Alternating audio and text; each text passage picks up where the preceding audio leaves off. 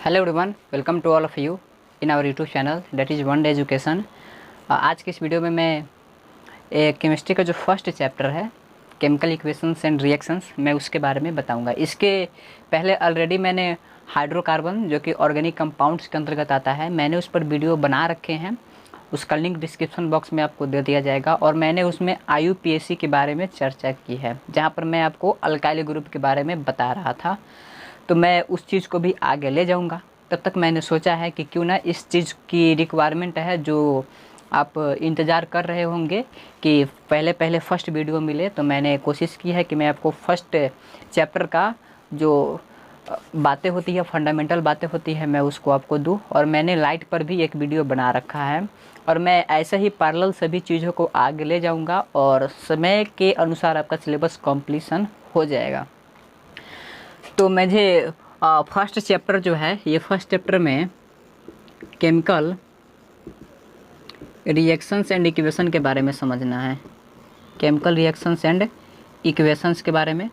Second chapter acid base and salts है, acids bases and salts है।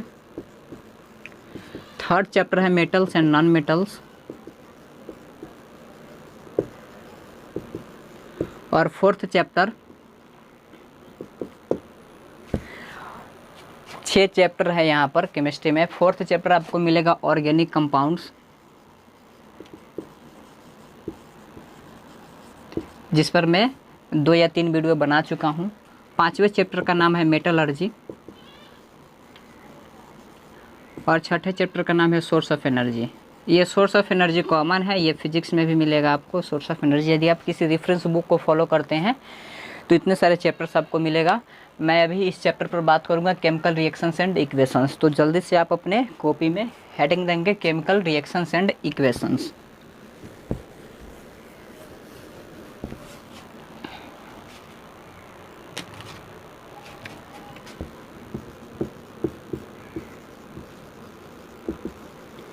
Chemical reactions and equations. देखिए इस chapter में मैं क्या करने वाला हूँ। इस चैप्टर में मैं आपको 3 चीज़ें दूंगा। चैप्टर 1 के साथ मैं आपको 3 चीज़ें देने वाला हूँ। पहला चीज़ रहेगा थ्योरी। मैं चैप्टर में थ्योरी दूंगा, और थ्योरी के साथ साथ एक्टिविटीज़ रहेगा, और एक्टिविटीज़ के साथ साथ रिएक्शंस रहेगा। मैं एक्टिविटीज़ भी आपको, एक्टिविटीज़ कैसे किया जाता है, केमिकल रिएक्शंस जो होते हैं उसको कैसे किया जाता है, इस सब का मैं प्रोसेस दूंगा।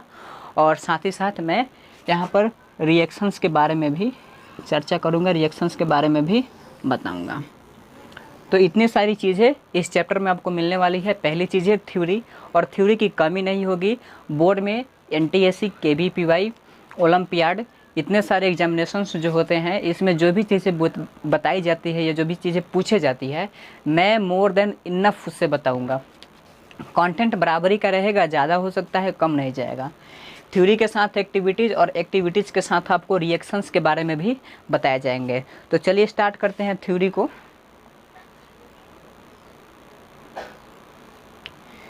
थ्योरी पार्ट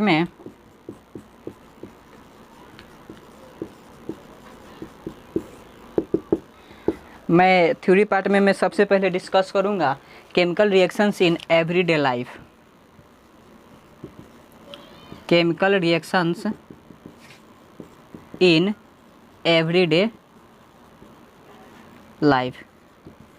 दैनिक जीवन में केमिकल रिएक्शंस क्या क्या हो सकता है। जैसे मैं कुछ बातें लिखूंगा जो कि आपको समझने लायक होगा कि अच्छा ये सारी चीज़ें में केमिकल रिएक्शन होता है। जैसे कंबसन हो गया, आयरन, रस्टिंग ऑफ आयरन हो गया, खाना का बासी हो जाना हो जाए, ये सारी चीज़ें जो हम अपने डेली लाइफ में देखा करते हैं, ये सब के सब केमिकल रिएक्शंस के ही एग्जांपल है। और उसी के फलस्वरूप ये सारी चीज़ें होती है। हमारा जो डाइजेशन होता है, भोजन को जो पचना होता है, ये भी केमिकल रिएक्शन का ही एक एग्जाम्पल है। फोटोसिंथेसिस हो गया, यानी कि हम अपनी अगल बगल में जो भी केमिकल चेंजेस देखते हैं, chemical changes, physical changes, I hope you know very well.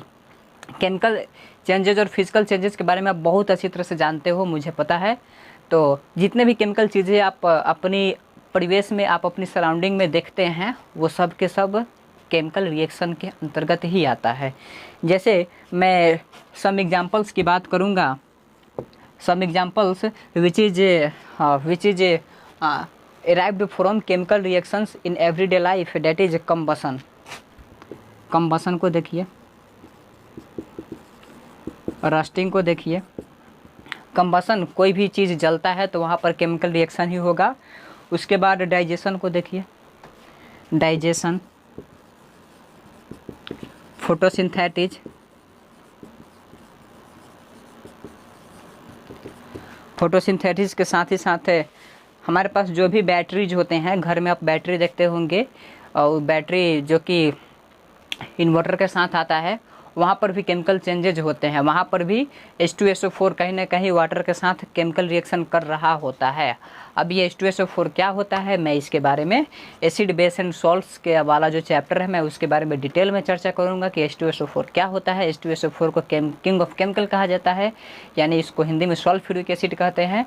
और सल्फ्यूरिक एसिड के साथ कहीं ना कहीं जल बैटरी में रिएक्शन कर रहा होता है, करने के बाद उसके फलस्वरूप कोई और चीज़ बनाता है, इसलिए बैटरी में हम पानी चेंज करते रहते हैं। ये सारी बहुत सारी एक्टिविटीज़ होते हैं जो कि मैं इस चैप्टर में डिस्कस करने वाला हूँ। पहले मैं थ्योरी पोर्शन दूंगा, थ्योरी पोर्शन के साथ साथ मैं आपको एक्टिविटीज़ बताऊँगा, एक्टिविटीज़ के बाद मैं आपको रिएक्शंस के बारे में भी बताऊंगा। तो मैं आपको एग्जांपल दे रहा हूँ, किस चीज़ का एग्जांपल, एग्जांपल है मेरा chemical reactions in everyday life. Everyday life का जो केमिकल रिएक्शंस है, मैं उसके बारे में बात कर रहा हूँ। तो हमारे पास जो भी बैटरीज होते हैं,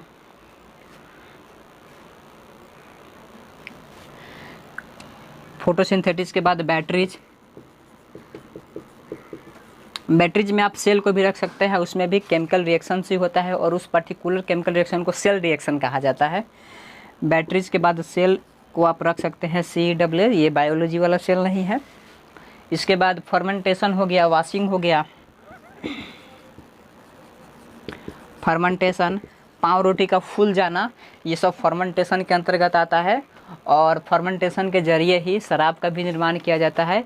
तो ये सभी जितने भी चीज़ें हैं, ये आपको केमिकल रिएक्शंस के अंतर्गत ही आता है, और ये सभी डेली लाइफ से रिलेटेड केमिकल रिएक्शंस है। और मैं जानबूझकर डेली लाइफ से रिलेटेड ही केमिकल रिएक्शंस को एग्जाम्पल के तौर पर बता रहा हूँ। फर्मेंटेशन के बाद वॉशिंग हो गया, हाथ का धोना भी वॉशिंग केमिकल रिएक्शन ही हो गया। हमारे हाथ में मैल जमे रहते हैं, जब मैं उसको साबुन से धोता हूँ तो वो जो मैल होता है, उस मैल के नेचर के आधार पर पोलर और नॉन पोलर में बांटा जाता है। ये मैं जानता हूँ कि ये बातें कुछ अलग होगी, पोलर नॉन पोलर समझ नहीं आ रहा होगा। पोलर नॉन पोलर समझ नहीं आए, कोई दिक्कत की बात नहीं है, मैं इसको ऐसे ही बता रहा हूँ कि हमारे हाथों पर जो मैल होते हैं, साबुन लगाने पर छूट कैसे जाते हैं। तो ये केमिकल रिएक्शन के दौरान ही छूटते हैं। हमारे कपड़ों पर जो गंदगी होते हैं, वो सर्फ डालने के बाद छूट कैसे जाते हैं, ये सब केमिकल रिएक्शन के उपरांत ही होते हैं। जब हम अपने हाथों पर साबुन को लगा कर के उसको पानी से धोते हैं, तो पानी को धोने के साथ ही साथ हमारे हाथों का जो गंदगी होता है और जो साबुन का झाग होता है, दोनों का नेचर एक साथ होता है। तो हमारे हाथों का जो गंदगी होता है वो पानी के साथ बाहर निकल जाता है, और हमारा हाथ क्या हो जाता है, साफ़ हो जाता है। ये सब किसके अंतर्गत आता है, ये सब आता है केमिकल रिएक्शन के अंतर्गत। और ये भी एक डेली लाइफ का ही बहुत अच्छा एग्जाम्पल है वॉशिंग। वॉशिंग के बाद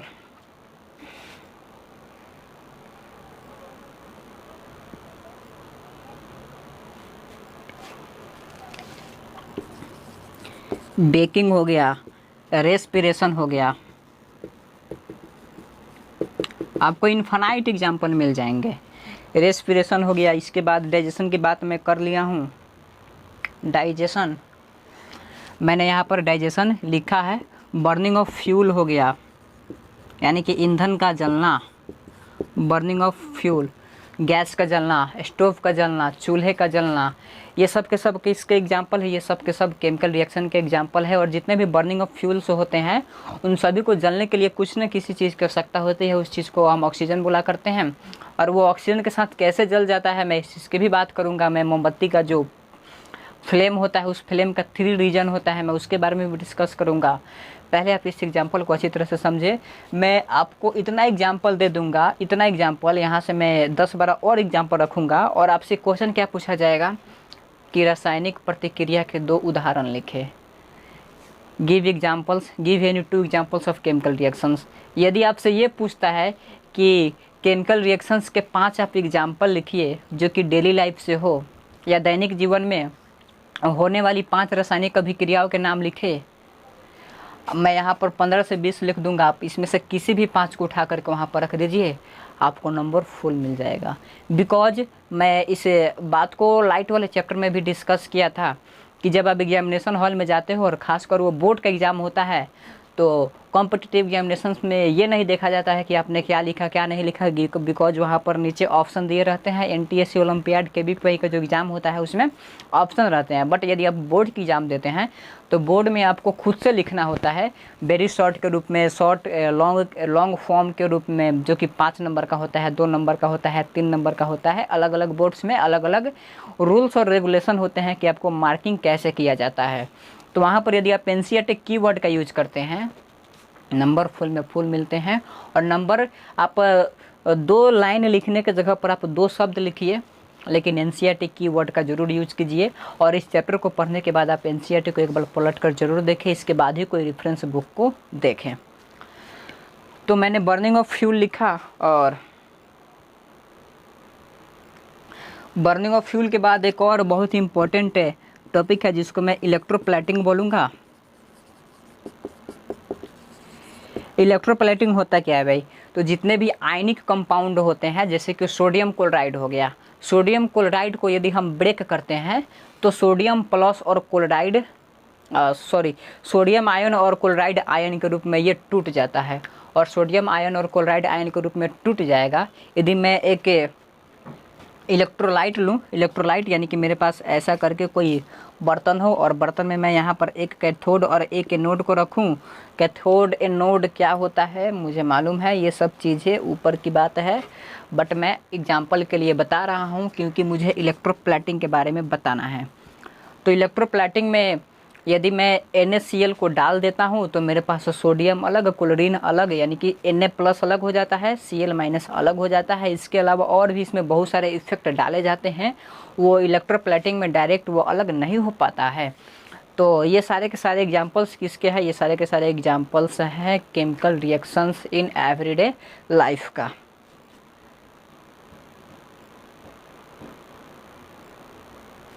जैसे भोजन का बासी होना,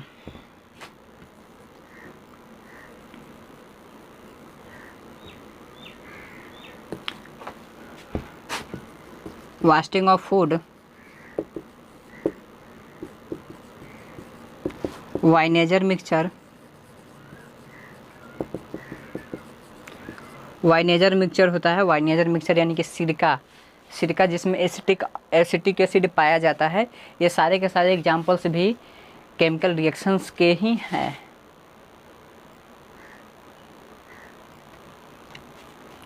तो अभी तक मैंने बहुत सारे केमिकल रिएक्शंस के एग्जांपल लिख दिए हैं एंड सो ऑन। अब इससे ज़्यादा और लिखने की ज़रूरत नहीं है। यदि एग्जामिनेशन पेपर में यदि आपको पूछा जाएगा, ज़्यादा से ज़्यादा 5 पूछा जाएगा, 10 पूछा जाएगा, जितना भी पूछा जाए, 5 से अलावा 5 से आप मैक्सिमम 5 ही तक लिख सकते हैं। यदि 2 नंबर में पूछा जाएगा तो आप मैक्सिमम 5 लिखें, जो कि आपको सामने लिखे गए हैं। वीडियो को पॉज कीजिए, उसको नोट कीजिए।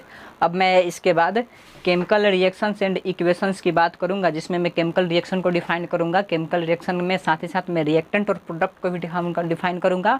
और उसके बाद मैं देखूंगा कि केमिकल इक्वेशन कैसे लिखे जाते हैं, केमिकल इक्वेशन कितने प्रकार के होते हैं, वर्ड इक्वेशन होते हैं, सिम्बॉलिक इक्वेशन भी होते हैं। तो तुरंत वीडियो को पॉज कीजिए, इसकी स्क्रीनशॉट लीजिए या अपने कॉपी में नोट कीजिए, जो भी करना है सो कीजिए।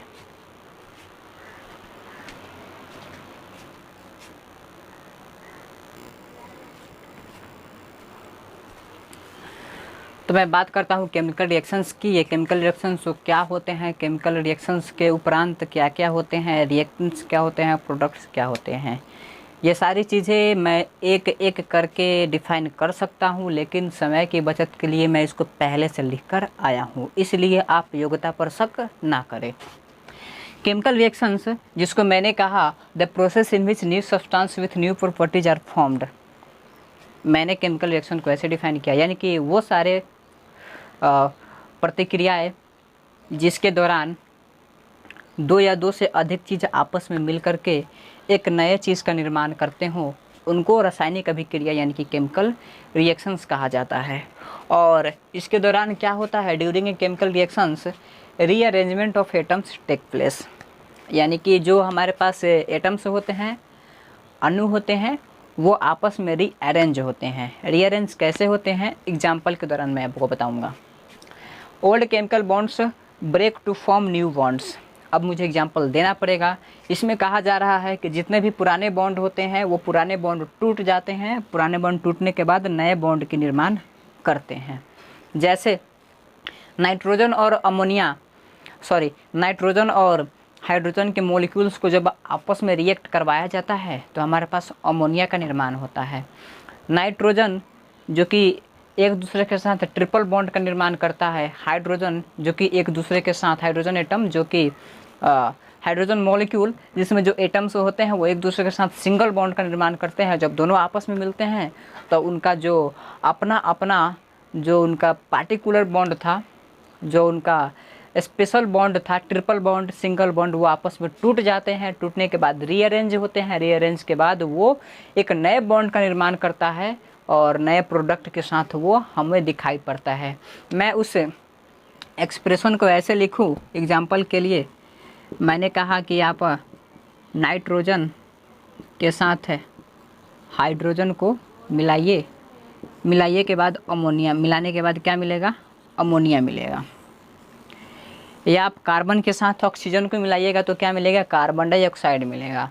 आप हाइड्रोजन के साथ, हाइड्रोजन मॉलिक्यूल के साथ आप ऑक्सीजन मॉलिक्यूल को मिलाइएगा तो क्या मिलेगा, आपको वाटर मिलेगा, H2O मिलेगा। ऑक्सीजन मॉलिक्यूल रियली अपने एटम्स के साथ डबल बॉन्ड बनाता है, हाइड्रोजन मॉलिक्यूल अपने एटम्स के साथ सिंगल बॉन्ड बनाता है। दोनों का बॉन्ड ब्रेक होता है, ब्रेक होने के साथ वो एक नया बॉन्ड का फॉर्मेशन करता है। मैंने वही बात यहाँ पर लिखा है, old chemical bonds break to form new bonds और rearrangement of atoms take place. जैसे कि रीअरेंजमेंट ऑफ एटम्स के हम नाइट्रोजन और हाइड्रोजन को लिख सकते हैं, ये दोनों क्या होते हैं, रीअरेंज होते हैं। रीअरेंज होने के साथ ही साथ यहाँ पर अमोनिया का निर्माण हो पाता है। तीसरी बात, atoms of one element do not change into atoms of another element. Nitrogen है, नाइट्रोजन ही रहेगा, हाइड्रोजन है, हाइड्रोजन ही रहेगा, ऑक्सीजन है तो ऑक्सीजन ही रहेगा। एटम्स चेंज नहीं होता है, एटम्स एक रूप से दूसरे रूप में चेंज नहीं होता है। ऐसा नहीं होता है केमिकल रिएक्शंस के दौरान कि मैं नाइट्रोजन को लिया हूँ तो प्रोडक्ट में मुझे ऑक्सीजन मिल जाएगा। यदि मैं नाइट्रोजन को लिया हूँ तो प्रोडक्ट में मुझे नाइट्रोजन ही मिलेगा, ऑक्सीजन को लिया हूँ तो प्रोडक्ट में मुझे ऑक्सीजन ही मिलने वाला है। मैंने इसी बात को यहाँ पर लिखा है। ये 2 मार्क्स के लिए बहुत ही इम्पोर्टेंट चीज़ है और ये प्रीवियस ईयर में इस चीज़ को पूछ भी चुका है और मैंने यहाँ पर NCERT का कीवर्ड ही यूज किया है। पूछा जाएगा ड्यूरिंग ए केमिकल रिएक्शंस, रासायनिक अभिक्रिया के उपरांत होने वाली कुछ चीज़ों के बारे में लिखे। आपको इतना लिखना पड़ेगा। तो मुझे उम्मीद है कि आप केमिकल रिएक्शन को समझ गए होंगे। केमिकल रिएक्शंस में क्या होता है, केमिकल रिएक्शंस में 2 या 2 से अधिक पदार्थ एक दूसरे के साथ अभिक्रिया करके एक नए पदार्थ का निर्माण करते हैं। मैं उसी को केमिकल रिएक्शन कह रहा हूँ। यानी कि 2 या मोर देन 2 सब्सटेंसेज एक दूसरे के साथ रिएक्ट करेंगे। रिएक्ट करने के बाद एक अलग सब्सटेंस का फॉर्मेशन करेंगे और उस अलग सब्सटेंस को मैं प्रोडक्ट कहूँगा। और जो 2 या 2 से अधिक हमारे पास सब्सटेंस आपस में मिलते हैं, रिएक्ट करते हैं, मैं उसको रिएक्टेंट कहूँगा। और इसके साथ ही साथ मैं इस प्रोसेस को केमिकल रिएक्शन का नाम दूंगा। मैंने रिएक्टेंट को कहा द सब्सटेंस विच कंबाइन और react are known as reactant. और मैं प्रोडक्ट को बोल रहा हूँ the new substance produced in reaction are known as products. जैसे नाइट्रोजन और हाइड्रोजन एक दूसरे के साथ क्या किया, रिएक्शन किया। जब नाइट्रोजन और हाइड्रोजन एक दूसरे के साथ रिएक्शन किया तो क्या मिला, अमोनिया मिला। उसी तरह से ऑक्सीजन का मॉलिक्यूल, हाइड्रोजन का मॉलिक्यूल एक दूसरे के साथ रिएक्शन करेगा। रिएक्शन करने के बाद क्या मिलेगा, वाटर मिलेगा। तो वाटर का मॉलिक्यूल मिलेगा। तो मैं कह सकता हूँ कि हमारे पास यहाँ जिस एग्जाम्पल की मैं बात कर रहा हूँ, नाइट्रोजन और हाइड्रोजन रिएक्टेंट है और रिएक्टेंट के बाद जो प्रोडक्ट बना अमोनिया, मैं इसको प्रोडक्ट का नाम दूंगा। उसी तरह से यदि मैं कार्बन और ऑक्सीजन, कार्बन का मॉलिक्यूल और ऑक्सीजन का मॉलिक्यूल को आपस में रिएक्शन कराऊं तो मेरे पास कार्बन डाइऑक्साइड बनेगा। और यहाँ पर कार्बन और ऑक्सीजन को मैं रिएक्टेंट बोलूँगा और यहाँ पर कार्बन डाइऑक्साइड को क्या बोलूँगा, प्रोडक्ट। कार्बन और कार्बन और जो ऑक्सीजन है ये एक दूसरे के साथ कंबाइन हो रहे हैं या एक दूसरे के साथ रिएक्ट हो रहे हैं। एग्जामिनर आपसे यही चाहता है कि आपने किस कीवर्ड का यूज किया है। रिएक्टेंट का डिफिनेशन लिखते समय आपने किस कीवर्ड का यूज किया है। रिएक्टेंट का डिफिनेशन लिखते समय मैंने कंबाइन या रिएक्ट का यूज किया है, कंबाइन या रिएक्ट, और वो भी किसके साथ, एक दूसरे के साथ। जब कोई भी दो या दो से अधिक पदार्थ एक दूसरे के साथ केमिकल रिएक्शंस करने के बाद जो नया प्रोडक्ट बना दे, तो मैं जो दो या दो से अधिक पदार्थ का नाम ले रहा हूँ उसी को रिएक्टेंट बोलूँगा। मैंने इसको ऐसे लिखा, यहाँ पर कार्बन और ऑक्सीजन को क्या बोलूँगा, रिएक्टेंट बोलूँगा, और इसको क्या बोलूँगा, प्रोडक्ट बोलूँगा। और मेरे पास ये एरो का सिंबल है, ये बताता है कि इतना और इतना मिलने के बाद इतना बनेगा। यानी कि एरो का जो टेल होगा, एरो का जो टेल होगा, टेल का जो साइड वाला पार्ट होता है वो दोनों आपस में कंबाइन हो रहे होते हैं, और जो हेड वाला पार्ट होता है वो बताता है कि जब ये दोनों कंबाइन हुआ तो ये चीज़ बन गया। यानी कि मैं कह सकता हूँ कि एरो का जो टेल वाला पार्ट होता है वो रिएक्टेंट को बताता है, एरो का जो हेड वाला पार्ट होता है वो प्रोडक्ट को बताता है। आपने बहुत ऐसा केमिकल रिएक्शंस देखा होगा जो कि कुछ इस तरह से लिखा जाता है,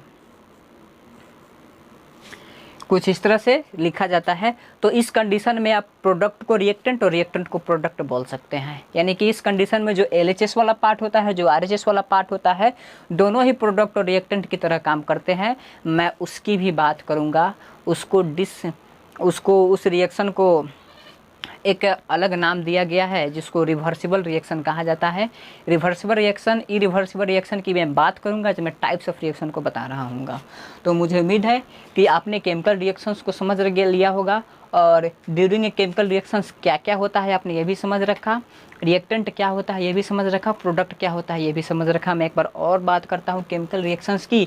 the process in which new substance with new properties are formed, यानी कि जिस भी प्रोसेस में दो या दो से अधिक सब्सटेंस मिलकर के एक नए सब्सटेंस का फॉर्मेशन करेंगे, उसमें उस प्रोसेस को क्या बोलूँगा, केमिकल रिएक्शन बोलूँगा। ड्यूरिंग ए केमिकल रिएक्शंस, एक केमिकल रिएक्शंस के बाद क्या होता है, तो rearrangement of atoms take place होता है। यानी कि जब वो आपस में कंबाइन कर रहे होते हैं तो एटम्स का रीअरेंजमेंट होता है। दूसरी बात है कि old chemical bonds break to form new bonds, जितने भी पुराने बॉन्ड होते हैं वो टूट जाते हैं, टूटने के बाद वो नए बॉन्ड का निर्माण करते हैं। एग्जाम्पल मैंने रखा है, अमोनिया के फॉर्मेशन के दौरान नाइट्रोजन का मॉलिक्यूल और हाइड्रोजन का मॉलिक्यूल एक दूसरे के साथ रीअरेंज होते हैं और उनके बीच का जो बॉन्ड होता है वो भी ब्रेक होता है, पुराने बॉन्ड टूट करके नए बॉन्ड का भी निर्माण होता है।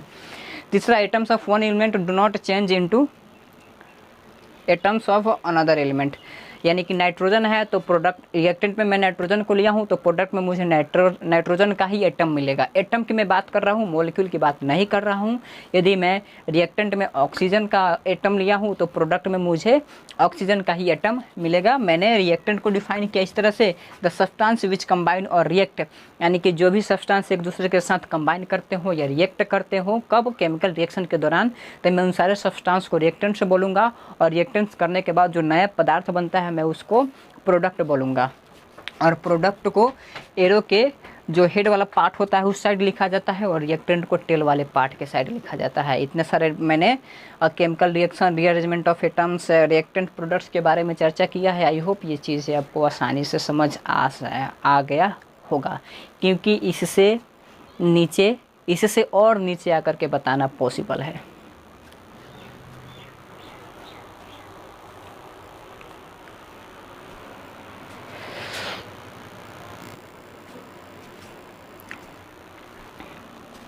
तो अभी तक मैंने केमिकल रिएक्शंस, रिएक्टेंट, प्रोडक्ट के बारे में बता दिया है। अब मैं बात करता हूँ कि केमिकल रिएक्शंस के कैरेक्टरिस्टिक्स क्या होते हैं। इसके 5 कैरेक्टरिस्टिक्स होते हैं जो कि NCERT में बहुत ही डिटेल में बताया गया है, हाईलाइटेड करके बताया गया है। मैं उसी चीज़ के बारे में डिस्कस करूँगा।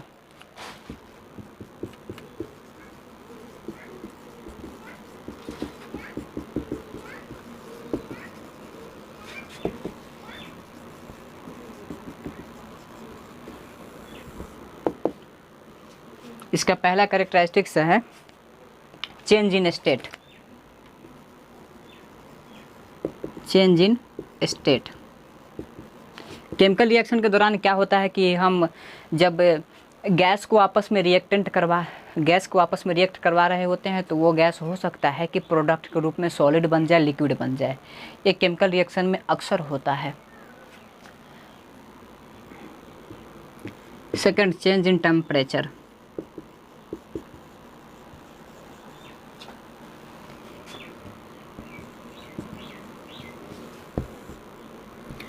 टेम्परेचर में भी चेंजेज आते हैं और टेम्परेचर के आधार पर सारे केमिकल रिएक्शन को हम दो भागों में बांटते हैं। पहला होता है एक्सोथर्मिक, दूसरा होता है एंडोथर्मिक।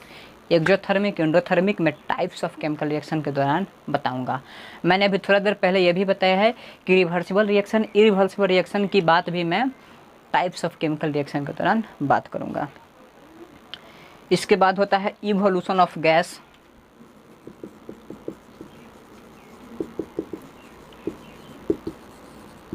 Change in colour.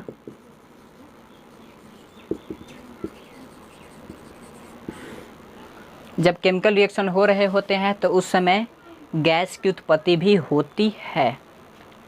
कैसे? मैं एक्टिविटीज़ के बारे में, जो मेरा एक्टिविटीज़ वाला पार्ट है, मैं उसमें एक्टिविटीज़ का थ्योरी वाला जो पोर्शन है मैं उसमें आपको बताऊंगा कि जब केमिकल रिएक्शन होता है तो उसमें इवोल्यूशन ऑफ गैस कैसे होता है। सबसे पहला चेंज इन स्टेट, दूसरा change in temperature, evolution of gas, change in colour. ये सारे चीज़ हम ऑब्जर्व कर सकते हैं और ऑब्जर्व करना बहुत ही आसान होता है। अब जैसे कॉपर सल्फेट की बात कर ले तो कॉपर सल्फेट और फेरस सल्फेट होता है, या H2SO4 होता है, यानी कि सल्फ्यूरिक एसिड होता है। और साथ ही साथ में जब उसमें उसको जिंक को डालता हूँ, सल्फ्यूरिक एसिड में मैं जिंक या आयरन को डाल दूँगा तो फिर जिंक सल्फेट बन जाता है, फेरस सल्फेट बन जाता है। तो ये सब क्या होते हैं, इसके दौरान स्टेट में भी चेंज आ जाता है, टेम्परेचर में भी चेंज होता है। टेम्परेचर या तो घट जाता है या तो टेम्परेचर बढ़ जाता है। इवोल्यूशन वहाँ पर गैस की भी उत्पत्ति होती है। जैसे कि मैंने आपको एग्जांपल दिया है कि सल्फ्यूरिक एसिड में आप जब जिंक को डालते हो तो वहाँ से हाइड्रोजन गैस निकलता है। ये किसका एग्जांपल हुआ? इवोल्यूशन ऑफ गैस का हुआ। चेंज इन कलर, ये भी आम बात है। जब हमारे कपड़ों पर, सफ़ेद कपड़ों पर हल्दी लग जाता है और उस हल्दी को जब साबुन से हटाने की हम कोशिश करते हैं तो आप ऑब्जर्व करते होइएगा कि वो जो हल्दी का पीला कलर होता है वो पीला कलर ना होकर के कुछ और कलर में बदल जाता है। यदि आप ये जो हमारे सफ़ेद कपड़ों पर पीला का जो कलर होता है, हल्दी का जो पीला कलर लग जाता है, यदि उसको साबुन से मैं हटाने की कोशिश करूँ तो वो किस कलर में चेंज होता है, इसके बारे में आप कमेंट सेक्शन में ज़रूर बताएं। क्योंकि यदि आप ये वीडियो विस्तार से देख रहे होगे तो आप ज़रूर बता दोगे कि कमेंट में इसका आंसर क्या होगा। जब हमारे कपड़े पीले रंग, यानी कि हमारे जब सफ़ेद कपड़ों पर हल्दी लग जाते हैं तो मैं उसको साबुन से छुड़ाने की कोशिश करता हूँ, लेकिन वो नहीं छूटता है, वो पीला रंग किसी दूसरे रंग में बदल जाता है। आप बताएं कि वो कौन सा रंग है। और पांचवें टॉपिक का नाम है formation of precipitate. Formation of precipitate. और जहाँ जहाँ प्रिसिपिटेट का फॉर्मेशन होगा, जिस रिएक्शन में प्रिसिपिटेट का फॉर्मेशन होगा उसको प्रिसिपिटेशन रिएक्शन बोला जाता है। प्रिसिपिटेशन रिएक्शन बोला जाता है। ये प्रिसिपिटेट क्या होता है? प्रिसिपिटेट, जैसे कि मैं आपको बताता हूँ कि आप एक पानी ले लें और पानी लेने के बाद पानी एकदम साफ़ होना चाहिए और उसमें आप मिट्टी और बालू का आप मिक्सचर ले लें और मिक्सचर लेने के बाद थोड़े से मिट्टी और बालू के मिक्सचर को पानी में डाल दें और गिलास को हिला दें। गिलास को हिलाने के बाद आप देखेंगे कि वो जो मिट्टी और बालू का मिक्सचर होता है वो गिलास के सभी सतहों में बैठ जाता है और चारों तरफ में मिल जाता है। गिलास को आप स्थिर रख देंगे, गिलास को आप एक जगह रख देंगे तो थोड़ी देर के बाद क्या होगा कि जितने भी मिट्टी और जो बालू के पार्टिकल्स थे वो पानी के पेंदी में बैठ गए और पानी ऊपर से एकदम आपको साफ दिखाई देगा। यही चीज़ें नदियों में भी होता है। नदी का पानी ऊपर वाला एकदम पानी ही साफ होता है और नीचे उसके क्या होते हैं, पेंदी में पार्टिकल्स, यानी कि जो छोटे छोटे मिट्टी के पार्टिकल्स होते हैं, सैंड के जो पार्टिकल्स होते हैं वो बैठ जाते हैं। तो गिलास के अंदर जो भी सैंड का पार्टिकल्स, जो भी मिट्टी का पार्टिकल्स हमें मिलता है उसी को प्रिसिपिटेट कहा जाता है। तो केमिकल रिएक्शंस के दौरान ही हमें जब बीकर में हम केमिकल रिएक्शन को देख रहे होते हैं तो हमें बीकर का जो पेंदी होता है उसमें प्रेसिपिटेट देखने को मिलता है। तो प्रेसिपिटेट क्या है? तो प्रेसिपिटेट एक तरह का सॉलिड मैटर है, एक तरह का ठोस पदार्थ है जो केमिकल रिएक्शंस के दौरान किसी बीकर या किसी भी बर्तन के पेंदी में वो बैठ जाता है। तो जब मैं प्रेसिपिटेशन रिएक्शन की बात करूंगा तो वहाँ पर इसको और डिटेल में बताऊंगा, क्योंकि टाइप्स ऑफ रिएक्शंस, ऐसा कोई भी रिएक्शन नहीं होगा जो कि टाइप्स ऑफ रिएक्शन के दौरान मैं नहीं बताने वाला हूँ। तो आज की इस वीडियो को यहीं पर समाप्त करते हैं। तब तक के लिए okay bye, all the best.